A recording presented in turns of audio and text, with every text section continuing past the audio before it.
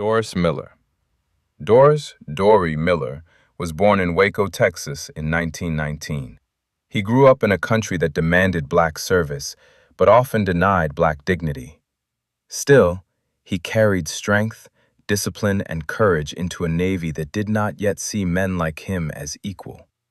When Doris Miller joined the United States Navy, segregation limited what black sailors were allowed to do. He was assigned as a mess attendant, serving food and doing labor that reflected the racism of the time rather than the measure of his ability. But history has a way of revealing greatness when the moment demands it. On December 7, 1941, during the attack on Pearl Harbor, Doris Miller was aboard the USS West Virginia. As bombs fell and chaos filled the ship, he did not freeze. He moved with courage.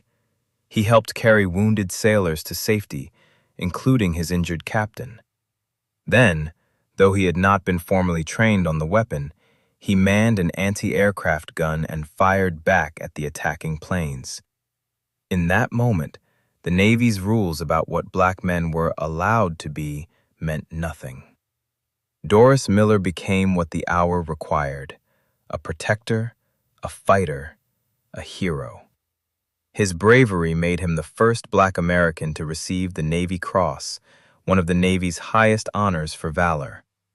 But even after his courage was recognized, America still struggled to honor black heroes equally. Doris Miller had proven himself under fire, yet the system that praised him still practiced segregation. He later continued serving during World War II. In 1943, he was killed when the USS Liscome Bay was sunk in the Pacific. He gave his life for a nation that had not yet given full freedom to his people. Reflection. Doris Miller represents the warrior spirit of the taken ones. He was placed in a limited role, but his courage could not be limited.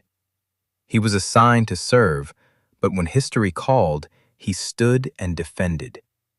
He reminds us that black Americans did not merely witness America's wars.